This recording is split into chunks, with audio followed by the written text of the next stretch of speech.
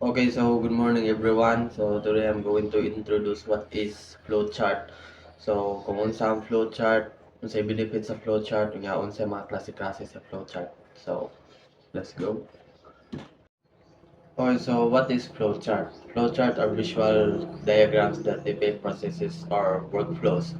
They simplify problem solving and help clarify complex systems. So in short, flowchart is one of the presentation niya the process or the proseso sa ka sistema while using the symbols and many arrows aron nakikita ang mga sunod-sunod nga steps by step processing sa usa ka problems. Okay, so how do we use a flowchart? Flowchart aid in understanding by breaking processes into smaller, manageable steps to create one. So, first, we identify the process or klaro na to kung saan ipakita na to sa or ibutang na to sa isa ka flowchart. Then, second, define the steps. So, while we process the problem, so don't make it overcomplicated. Kumbaga, make it simple and clarify to better understanding the flowchart.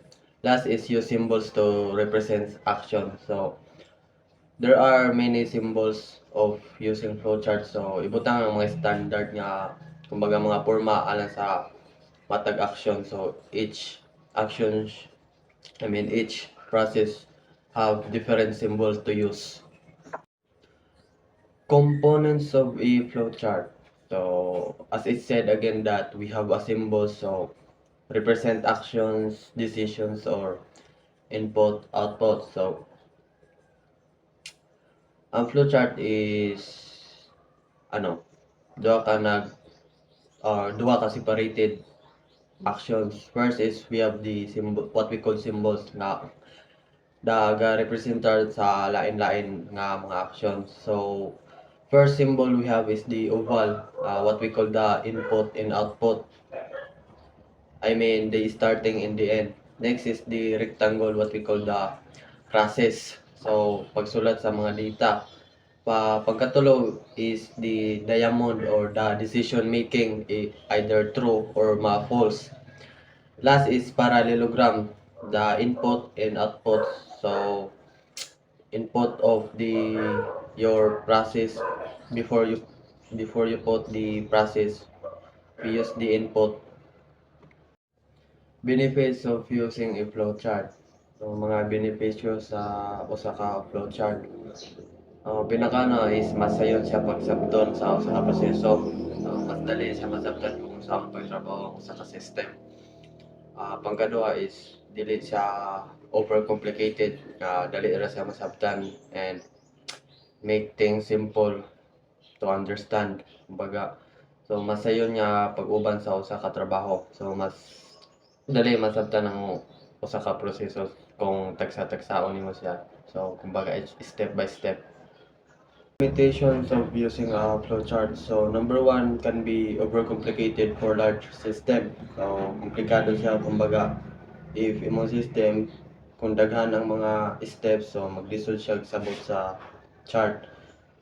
Pangkadua is time consuming to create and maintain. So ang flowchart which is dali ra if imong problem is gamay ra.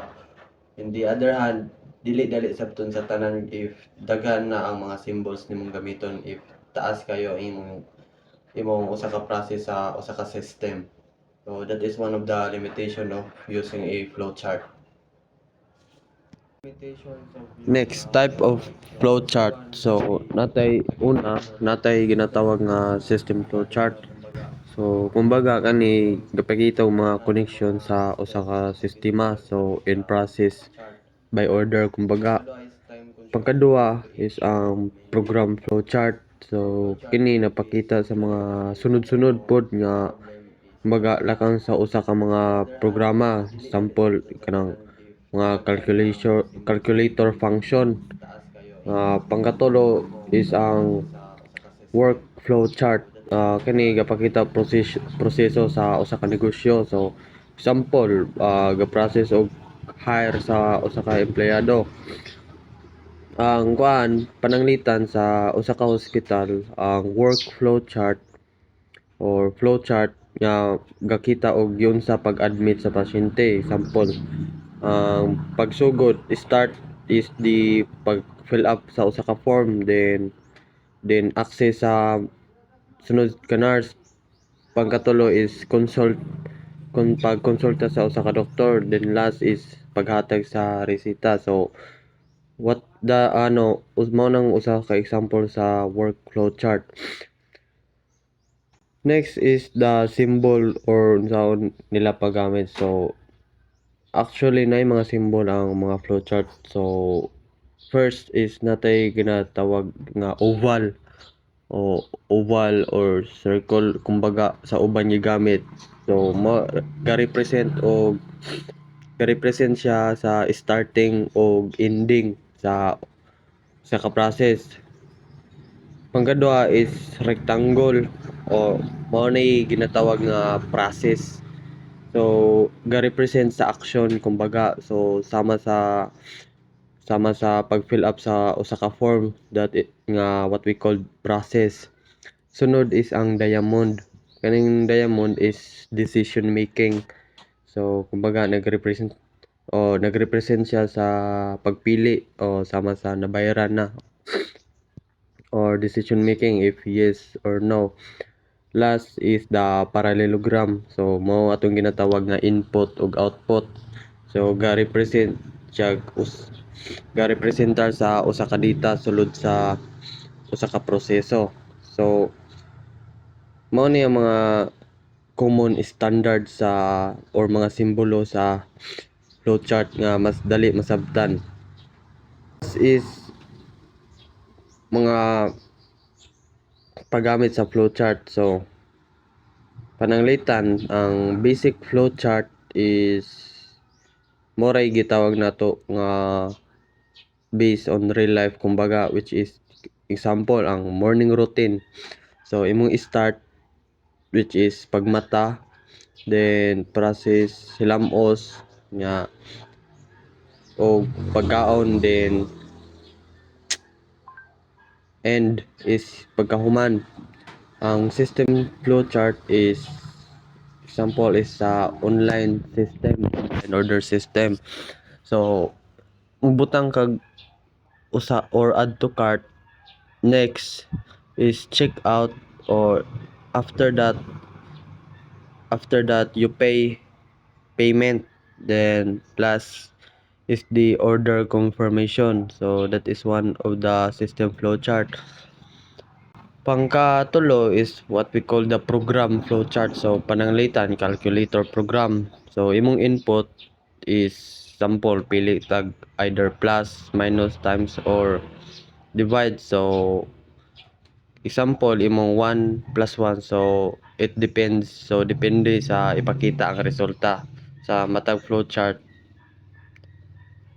Best practices for creating flowcharts. So first, use standard symbols. So aron man kaya ng kalibog, so we follow the given symbols such as nga easily to understand the flowchart. Pangkadua is keep it simple and organized. So ayaw butangi og daghang dili importante nga detalye. So kay once the flowchart should be all organized. Last is review and revise for clarity. So pamutod kung asa dagan or asa taman imo proseso aron malikayan ang usa ka sayop. So tools for creating flowchart. Actually daghan may tools nga makita. So kaning four of these are the most popular in creating flowcharts. So pinakauna is natay gitawag nga Microsoft Visio. So professional nga tools alang sa sistema ug networking diagram. Pangkadua, Lucid Chart, sayon gamiton and based on online. Pangkatulo, which is Canvas or Canva. So adunay daghang pre-design nga template Last is draw.io, then free or libre og dali gamiton.